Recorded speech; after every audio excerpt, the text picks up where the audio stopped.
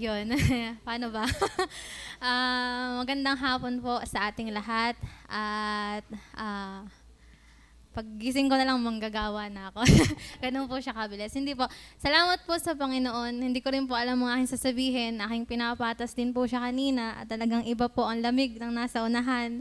At ako ay kinakabahan din. Pero sabi ko nga ay parang hindi ako yung deserving na magsalita kasi bata ako pa po bilang manggagawa. Pero gusto ko pong itaas po ang Panginoon sa aking buhay din po bilang ako po ay naging kanyang manggagawa po. Ano po, ako po ay nagpapasalamat una't higit po sa Panginoon sa buhay at sa calling po na nilagay niya po sa aking puso. Ako'y nagpapasalamat na hindi ito yung direction ng buhay ko na pinangarap ko rin po noon. At ang aga.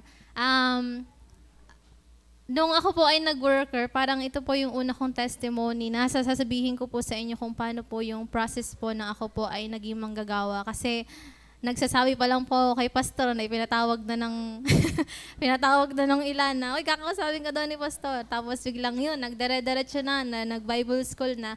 Pero may personal dealing po sa akin ang Panginoon, lalo po nung ako po ay kanyang binalik mula sa sa lusak. Hindi naman po. May dealing na po sa akin ang Panginoon no, nung ako po ay nasa hindi pa po pagbalik. Kumbaga po ay nasa backsliding stage po. Laging andun po yung pangungusap ng Panginoon na hindi po ako para sa ganong buhay. At nung una po hindi ko yun maintindihan, syempre dahil may kasalanan, syempre may gusto kang iniiyo, may gusto kang buhay na tinatakbuhin. Pero ang Panginoon na po mismo ang gumawa sa aking buhay na paraga po akong tupang binalian. Kasi nga ayaw ko pong sumunod sa Panginoon. Ang Panginoon na po ang naggawa po ng way para po ako ay makabalik po sa pananambahan. At hindi ko rin alam na ito pala yung dealing ng Panginoon sa akin. Kasi po ako yung nakabalik po mula sa backsliding stage po ng 2022. At doon din po yung time na, yun po, iba na po yung pangungusap po ng Panginoon, yung desire po na makabalik din.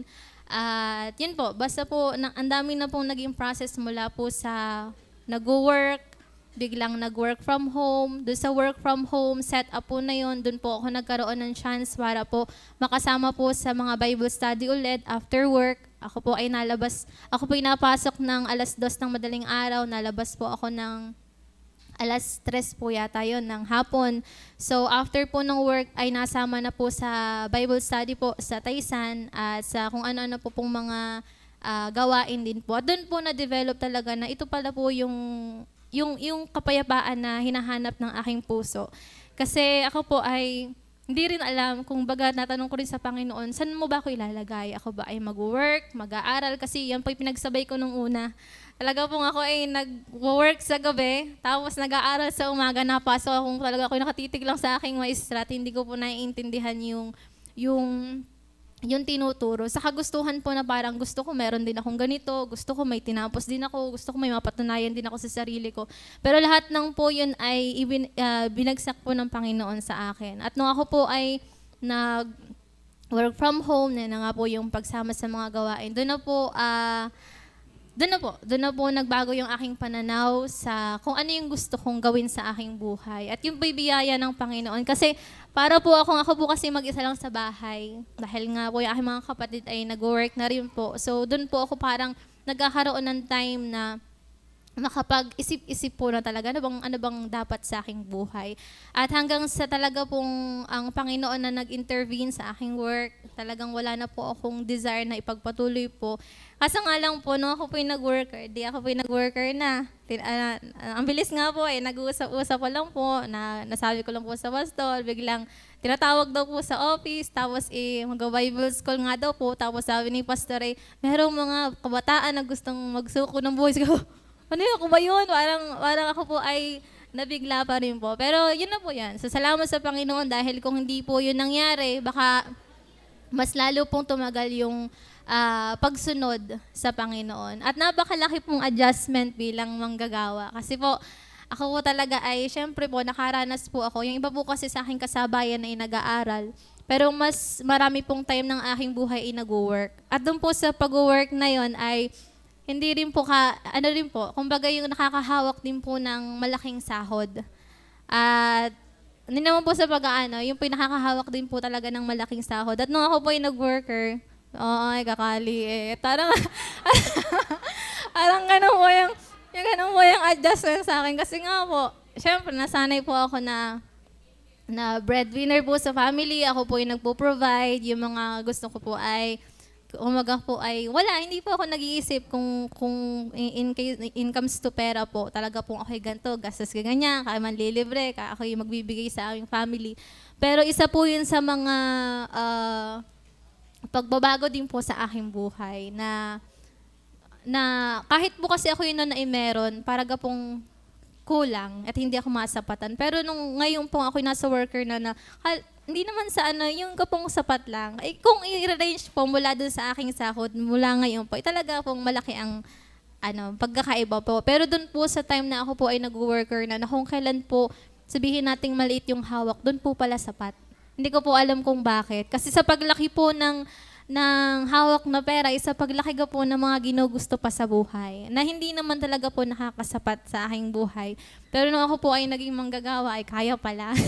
Kaya pala ng walang pang ng mukha, kaya pala, kaya pala ng mga walang ganito, kaya palang kumain din ng mga bagay na kumbaga yung arte na nababago po. So napakalaki pong pagbabago din po sa aking buhay nang ako po ay naging manggagawa na. At salamat po sa Panginoon dahil nasa ganitong gawain. Kumbaga ako po ay nakikipag-usap din po sa Panginoon na pinagpapasalamat ko po na andito po ako. Kasi marami pong, kumbaga sabi nga kaya nagpapasalamat po ako sa preaching kanina kasi malayo pa po ako personally dun sa salitang servant. Kasi basta po, malayo pa po. Kumbaga ay malayo pa. Ang dami ko pong dapat pang matutunan bilang manggagawa kasi nare-realize ko rin po sa aking buhay, parang mas masarap na bumalik bilang member. Parang ganun po, na parang uuwi ka na lang, pag uwi mo sa bahay, iba na, hindi na ganito. Pero ako po ay mas lalong lumalaki yung respeto po sa salitang manggagawa po ng Panginoon. Yung calling po ng manggagawa. Ngayon ko po talagang masasabi pong napakahirap pong maging manggagawa. At talagang iba po yung dealing, iba po iba po siya. Napakahirap po. Pero salamat sa Panginoon dahil ang kanya po, sabi nga po sa ating kahinaan ay sapat po ang kalakasan ng Panginoon. Nandun po yung gusto mong huminto, pero salamat sa mensahe selflessness, wala po pala pa ako noon. Kumbaga parang hindi ko pa makita ng sarili ko na bakit kapag ako'y nahihirapan na bilang manggagawa, ang aking laging approach, ayaw ko na. Kumbaga sabi sa akin ng Panginoon, bakit ka laging ang approach mo aayaw ka? Ba't hindi mo sabihin tutuloy ka kahit mahirap? Parang ganun po yung sa sarili ko po, sa pamamagitan po ng Bible reading, sa pamamagitan po ng salita ng preaching po at ng mga kapatiran din po na nagpapayo. So, ako po personally ay gusto ko po talaga yung aking ginagawa. Ako po ay masaya sa paglilingkod. Ako po ay masarap na nakakapagbahagi po ng salita po ng Panginoon sa iba't ibang mga tao. Sarap sa pakiramdam at sarap sa feeling po na yung purpose ko kung bakit po ako naririto ay para po paglingkuran ng Panginoon. Doon pa lamang po sa kanta po kanina nung opening song po na may kagalakan po talagang maglingkod sa Panginoon. At yun po tunay sa aking puso. Bagamat may mga challenges po sa sarili, sa anumang aspeto ay nakikita pa rin po yung biyaya ng Panginoon na mas mataas po at mas higit na mas malalim yung panawagan kaysa sa mga bagay po na nagpapahina. Ako pinagpapasalamat sa Panginoon dahil sa inyo po, sa mga members, ako po ay personally hindi karapat-dapat pong i-appreciate sa aking sarili. Parang hindi ka po, parang karapat-dapat. Pero salamat po dahil kayo po ay nag-effort din po sa ating simbahan. Salamat po sa mga support. Salamat po sa pananalangin po sa amin dahil iba po ang battle din po na nasa frontline, mga frontliner. Pero salamat po na kayo po ay nakakatulong sa amin, sa anumang kaparaanan ay patuloy po nahuhubog bilang isang manggagawa.